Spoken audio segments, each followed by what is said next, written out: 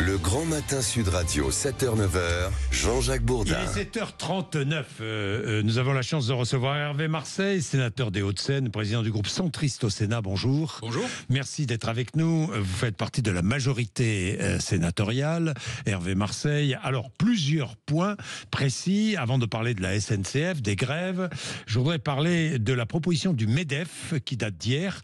Le MEDEF qui demande, je rappelle que c'est le Sénat qui va écrire pour l'instant le budget 2025. Aujourd'hui, budget de la sécurité en séance, sécurité sociale en séance, et à partir de lundi prochain, c'est le budget de l'État en séance. Bien, Hervé Marseille, le MEDEF propose une augmentation de la TVA contre une baisse des cotisations sur les salaires. Vous en pensez quoi ?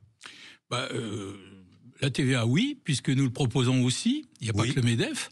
Oui. Pourquoi ? Parce que ça rapporte de l'argent d'augmenter la TVA. Donc vous proposez une augmentation de la TVA ? Nous lançons le débat au Sénat sur l'augmentation de la TVA. Pourquoi pas ? Parce que on ouvre des fronts partout pour trouver de l'argent. Il faut trouver 60 milliards pour être dans les purs des 5% du PIB l'an prochain. Oui. Ça, c'est le contexte. Et donc, on tape les collectivités, les grandes entreprises, les particuliers, etc. Donc, à un moment donné, on se dit, écoutez, il vaut mieux frapper une fois, essayer de trouver de l'argent avec la TVA, et puis moins ennuyer. C'est là où on n'est pas d'accord avec le MEDEF. Bon, vous passeriez la TVA, le taux de TVA, à combien ? De 20 à 22 pendant 2 ans. De 20 à 22 Pendant 2 ans. Pendant 2 ans. Voilà. Et ça rapporterait combien ? 13 milliards. 13 milliards. 13 milliards. Par an ou sur 2 ans ? Ah non, sur un an. Et donc 13 milliards par an. 13 milliards par an. Oui, de la TVA, c'est quelque chose qui rapporte beaucoup. Alors, on nous dit, tout le monde va payer. Oui, mais... Tout le monde va payer, mais c'est un impôt un peu injuste, parce que on ne paie pas en fonction de ses revenus. Non, mais vous avez la moitié des Français qui ne payent pas d'impôts. Donc, tout le monde participe. Et puis, on touche les importations. Ce qu'on ne fait pas aujourd'hui. Bon, et comme on ennuie les collectivités, les retraités, les buveurs de soda, tous ceux qui passent la tête à la fenêtre, à un moment donné, peut-être faut-il limiter, les prélèvements sur tous ceux qu'on veut aujourd'hui prélever, et puis dire, écoutez, on fait de la TVA, et puis on arrête d'embêter les retraités. Comment ça va se passer au Sénat ? Qui va défendre cette augmentation de la TVA ? Nous allons le défendre et le mettre dans le débat. Après, on verra si nos collègues, notamment du groupe républicain ou des autres groupes, suivent. Ils y sont favorables, selon vous ? Écoutez, aujourd'hui, ils ne sont pas défavorables. Mais en tous les cas, on verra dans le débat comment ça se passe. Donc, vous allez proposer une augmentation de la TVA, passer de 20 à 22%. Bien, les économies demandées aux collectivités territoriales. Oui. J'ai vu que Michel Barnier, vendredi, avait fait un peu marche arrière. Au départ, on était à 5 milliards demandés, 5 milliards d'économies demandées aux collectivités territoriales. Vous êtes à 2 Oui. 2 mais il va falloir, c'est ce que je vous disais à l'instant, il va falloir trouver de l'argent ailleurs, en compensation. Oui. Parce que les collectivités, c'est quoi ? C'est pas simplement dire, comme l'avare de Molière, ma cassette. Les collectivités, les mairies, c'est les cantines, c'est la culture, c'est le sport, c'est 70% de l'investissement public. Oui. Construire des logements, construire des équipements publics, c'est 70%. De l'équipement des investissements publics. Donc, toucher aux collectivités dans les proportions où on veut le faire, c'est compliqué. J'ajoute que les départements sont en difficulté. Presque 30% d'entre eux n'arrivent pas à boucler leur budget parce que les départements, c'est la participation sociale, c'est le RSA, c'est les EHPAD pour les personnes âgées dépendantes, etc., etc. Donc, c'est la raison pour laquelle il est proposé par le gouvernement d'augmenter les DMTO, les droits de mutation, ce qu'on appelle communément les frais de notaire, parce que là encore, comme nécessité fait loi, il faut trouver de l'argent, donc 0,5 points sur les frais de notaire. Sur les frais de notaire, ça va encourager ceux qui veulent accéder à la propriété. Ça tient, augmenter les frais de notaire.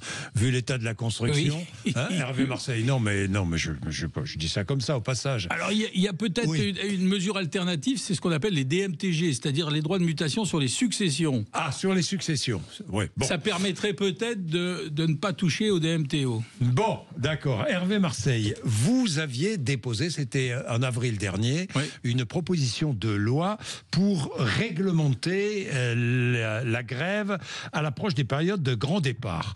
Alors, en fait, vous vouliez assurer la continuité des services publics en écartant la possibilité de faire grève à l'approche des périodes de grand départ et notamment à l'approche des vacances scolaires. Cette proposition de loi donne la possibilité au gouvernement de définir par décret 30 jours par an durant lesquels les personnels des services publics de transport, la SNCF notamment, n'auraient pas la possibilité de faire grève. Elle est relancée, cette proposition de loi. C'est vrai qu'il y a ces menaces pour Noël. Qu'est-ce que ça va donner ? Écoutez, là, il y a des menaces, effectivement, toujours par les mêmes, c'est-à-dire Sudrail. C'est pas les grandes syndicales, hein, les grandes maisons syndicales comme la CFDT ou même la CGT qui menacent, c'est Sudrail toujours. C'est-à-dire que c'est quand même très politique. Et comme par hasard, c'est le lendemain des annonces pour l'augmentation des salaires. C'est-à-dire que chaque année, jeudi. Voilà, chaque année, il y a ce qu'on appelle la NAO, la négociation annuelle obligatoire, c'est-à-dire pour la revalorisation des salaires. Et comme par hasard, c'est le 20. Le 21, on dépose une grève, un préavis de grève. C'est formidable. Tous les ans, c'est la saison. Grève en novembre, Noël en décembre.